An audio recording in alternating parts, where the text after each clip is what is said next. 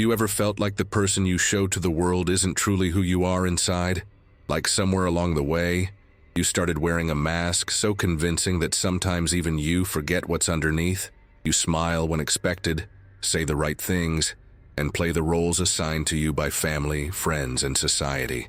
But in quiet moments, alone with your thoughts, there's an emptiness that echoes through your being, a sense that you've lost touch with something essential, something real.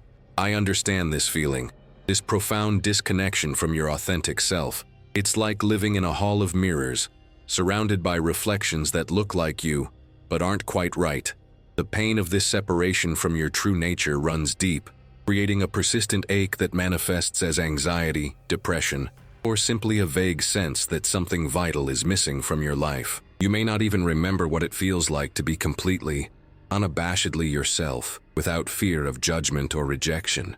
But I want you to know that there is a path back to yourself, a way to reconnect with the person you truly are beneath the layers of conditioning and expectation. And it begins with understanding a revolutionary approach to human psychology developed by one of the 20th century's most influential thinkers, Carl Rogers.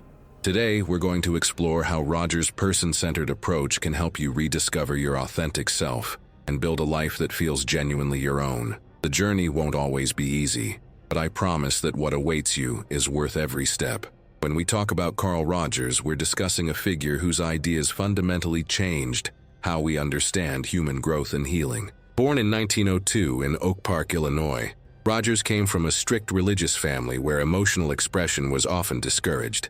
His own journey toward self-discovery influenced his later work, as he moved away from rigid religious dogma toward a more humanistic understanding of human nature.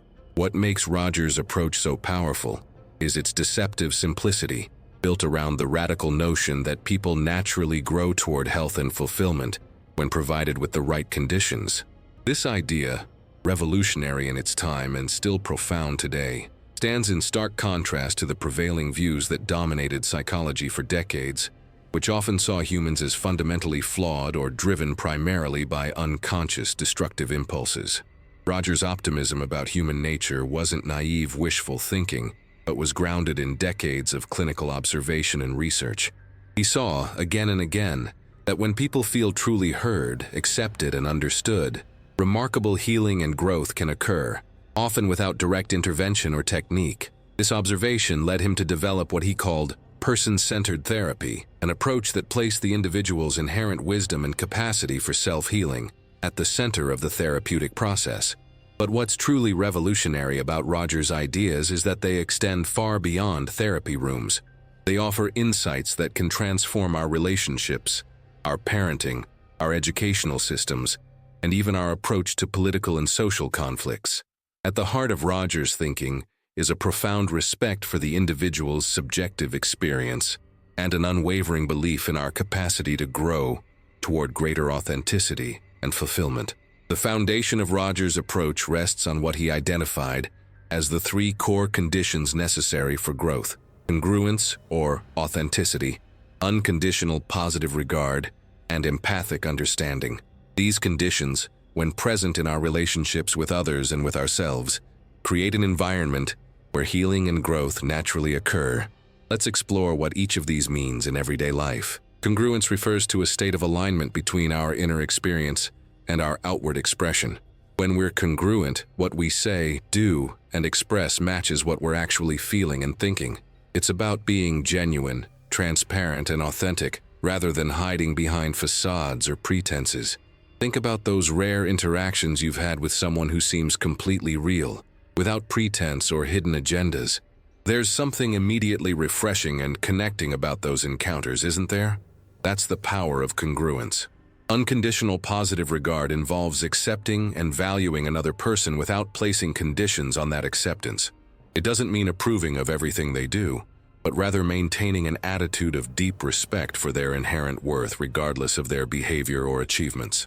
Imagine what it would feel like to be in the presence of someone who you knew valued you completely, not for what you've accomplished or how you behave, but simply for who you are. The relief and freedom that comes with that kind of acceptance can be transformative. Empathic understanding is the ability to deeply sense and appreciate another person's subjective experience as if it were your own, while maintaining awareness that it is not. It goes beyond simply recognizing someone's emotions. It involves stepping into their world to see things from their perspective. When someone truly understands you in this way, you feel seen in a profound sense, sometimes for the first time in your life. When these conditions are present in our interactions with others, something remarkable happens. People begin to drop their defenses, reconnect with parts of themselves they've long denied or ignored, and move toward greater wholeness and authenticity. But here's the truly revolutionary insight from Rogers. These conditions aren't just techniques for therapists to use with clients. They're qualities we can cultivate in all our relationships, and, crucially, in our relationship with ourselves.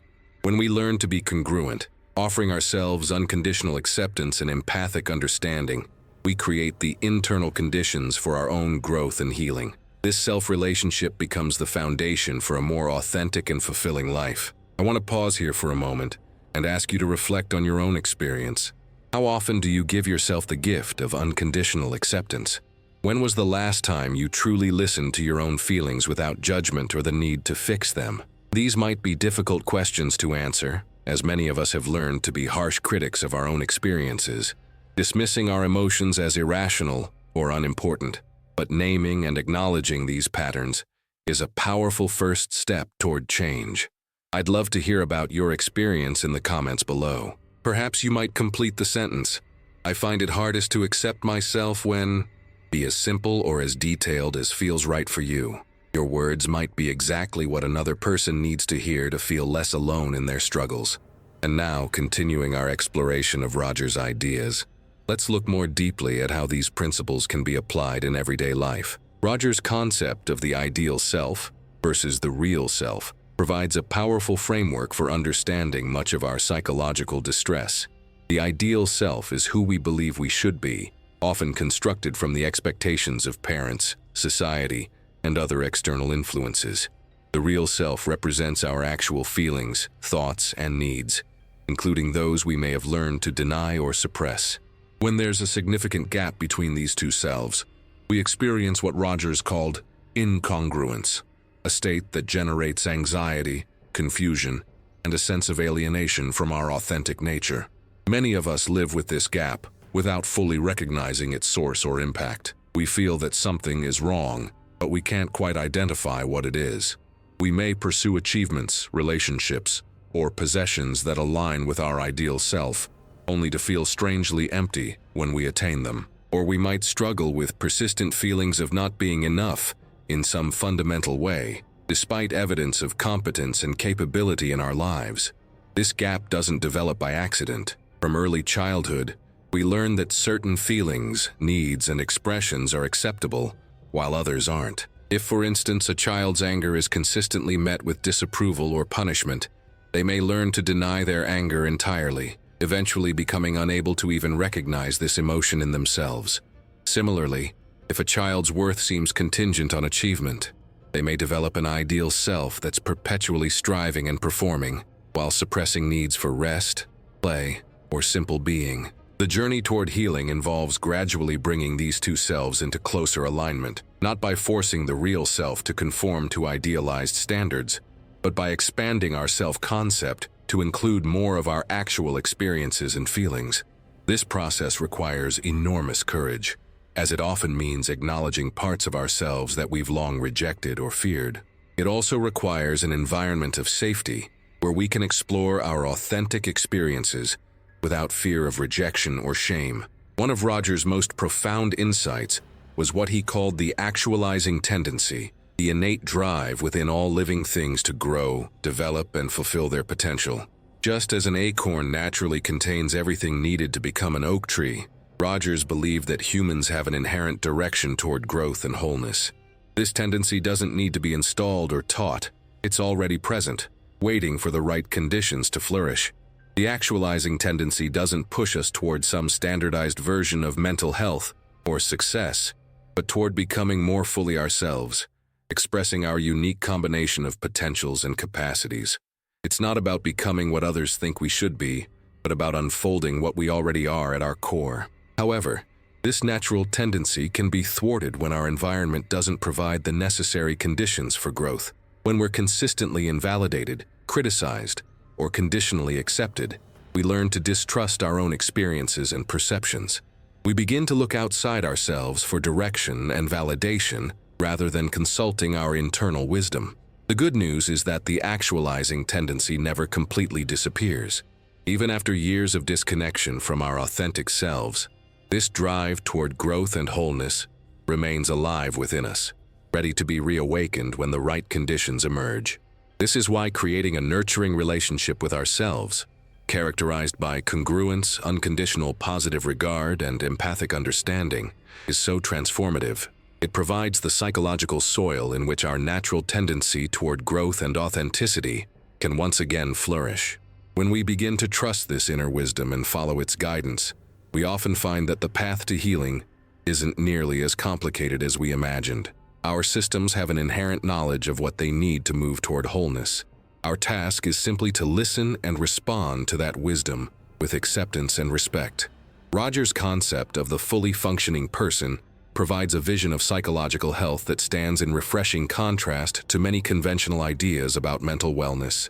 Rather than defining health as the absence of symptoms or the ability to function productively in society, Rogers described the fully functioning person as someone who is continuously moving toward greater openness, awareness, and trust in their organismic experiences. This doesn't mean achieving some static state of perfection, but engaging in an ongoing process of growth and becoming. The fully functioning person isn't someone who never experiences negative emotions or challenges. Instead, they're characterized by their willingness to fully experience whatever arises in their awareness, without defensive distortion. They trust their feelings and perceptions as valuable sources of information, even when those experiences are painful or socially unacceptable. They make choices based on an accurate reading of their needs and desires rather than external pressures or internalized shoulds.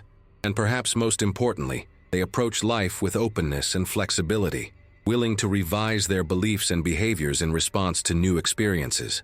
This vision of psychological health differs dramatically from approaches that focus primarily on symptom reduction or behavioral adjustment. It's not about fitting neatly into society's expectations or achieving specific outcomes deemed successful by external standards. It's about living authentically, in tune with your inner experience, and continuously evolving in response to life's unfolding challenges and opportunities.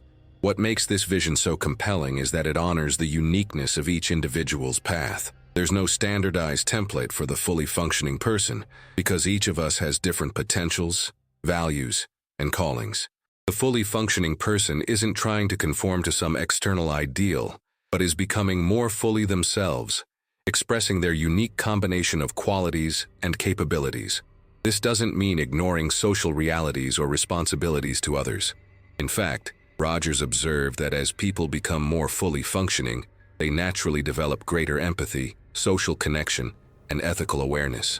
By trusting and following their organismic wisdom, they move toward choices that honor both their own needs and the well-being of the broader community. The journey toward greater authenticity and self-trust isn't always smooth or straightforward. As we begin to reconnect with disowned aspects of ourselves and challenge long-held beliefs about who we should be, we often encounter significant resistance, both internally and from others. Internally, we may experience fear, confusion, or guilt as we consider letting go of familiar patterns and defenses.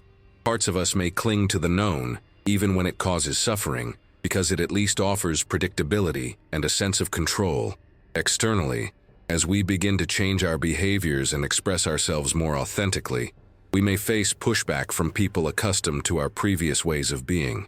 Relationships that were built on mutual inauthenticity or unspoken agreements about who plays what role may become strained as one person begins to transform. Rogers acknowledged these challenges but maintained that the rewards of moving toward greater authenticity far outweigh the difficulties. As we begin to trust and accept our experiences more fully, we develop what he called an internal locus of evaluation, relying more on our own perceptions and values rather than constantly looking outside ourselves for validation and direction. This shift brings a profound sense of empowerment and freedom. We become less susceptible to manipulation, less driven by the need for approval, and more capable of making choices that genuinely reflect our values and desires. Moreover, as we develop greater self-acceptance, we often find that our relationships, though they may change significantly, ultimately become deeper and more satisfying. When we're no longer hiding behind masks or playing roles, we create space for more genuine connection with others. And somewhat paradoxically, as we become more accepting of our own complex and sometimes messy humanity, we develop greater acceptance and understanding of others' imperfections and struggles. One of the most powerful applications of Rogers' ideas is in the realm of communication and conflict resolution. His approach offers a way to transform tense or disconnected interactions into opportunities for deeper understanding and genuine problem-solving. At the heart of this approach is the practice of empathic listening, which involves temporarily setting aside our own perspectives, judgments, and solutions to fully enter the world of the other person. This doesn't mean agreeing with everything they say or abandoning our own needs and boundaries. Rather, it means making a sincere effort to understand their subjective experience before responding with our own thoughts or feelings. The impact of being truly heard in this way is difficult to overstate. When someone listens to us empathically, without immediately jumping to advice, judgment, or relating the conversation back to themselves, we feel a profound sense of validation and relief. Our nervous system's calm, our defenses lower, and we become more able to think clearly and creatively about whatever challenges we're facing. We also become more open to hearing the other person's perspective once we've felt thoroughly understood. Rogers observed that most communication breaks down, not because of insurmountable differences in viewpoint, but because each person is so focused on being understood that neither can listen effectively. When both parties are desperately trying to make their points, defend their positions, or prove themselves right, genuine dialogue becomes impossible. The simple but radical shift of prioritizing understanding before being understood can transform even the most entrenched conflicts. Practicing this approach requires patience and a willingness to temporarily set aside our own urgent need to be heard. It means asking genuine questions rather than leading ones, reflecting back what we hear without interpretation or judgment, and checking our understanding rather than assuming we've grasped the other's meaning. It also means being willing to be corrected when we misunderstand, approaching the conversation with genuine curiosity rather than a predetermined agenda. When conflicts are approached in this way, solutions often emerge organically that honor the core needs and concerns of all involved, rather than representing a compromise where everyone feels partially defeated. The principles of person-centered psychology have profound implications for parenting and education. Traditional approaches often focus on molding children to fit societal expectations through systems of rewards, punishments, and external evaluations. But Rogers recognized that these methods, while sometimes effective for controlling behavior in the short term, often undermine children's intrinsic motivation, creativity, and self-trust over time. A person-centered approach to raising and educating children starts with deep respect for their inherent wisdom and natural drive toward growth. It recognizes that children, like adults, thrive when they experience the core conditions of congruence, unconditional positive regard, and empathic understanding from the significant people in their lives. This doesn't mean abandoning boundaries or structure, which provide necessary security and orientation. Rather, it means implementing these elements with respect for the child's agency and perspective, explaining the reasoning behind rules, and involving children in decision-making processes appropriate to their developmental stage.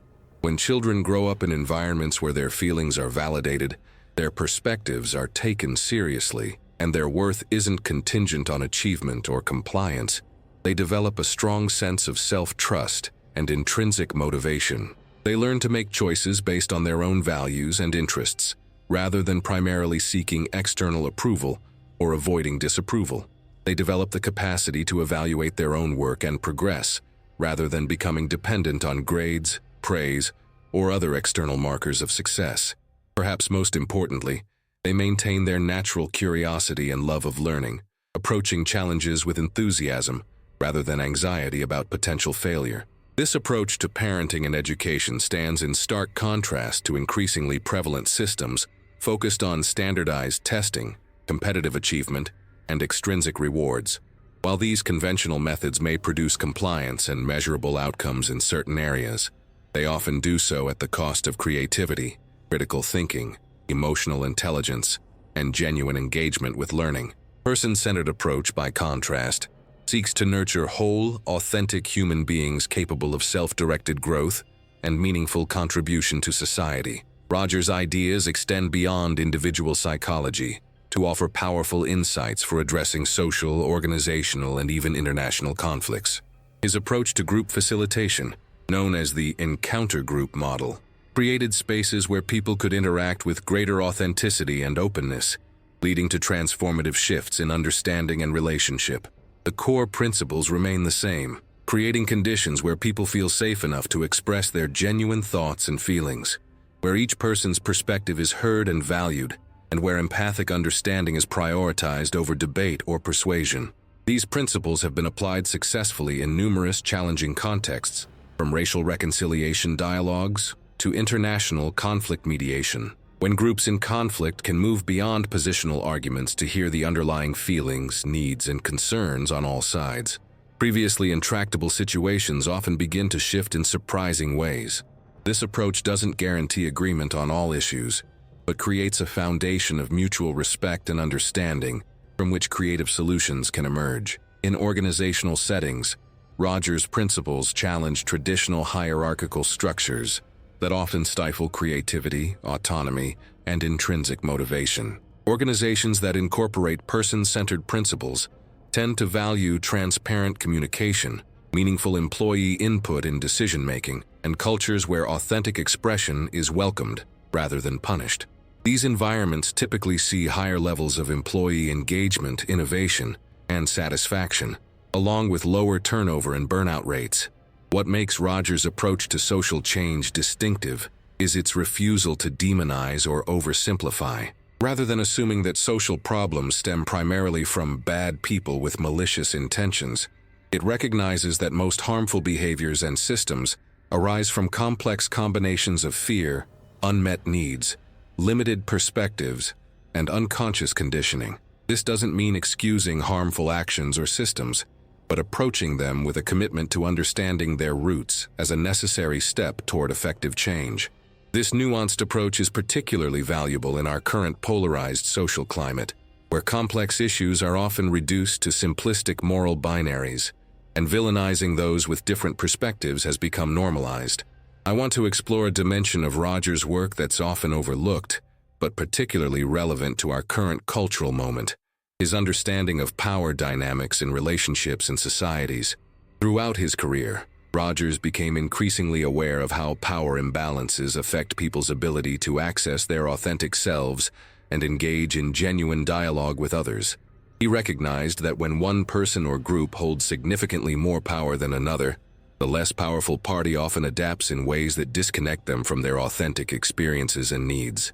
They may suppress certain feelings, adopt beliefs that don't truly resonate with them, or develop behaviors designed to please or appease those with greater power.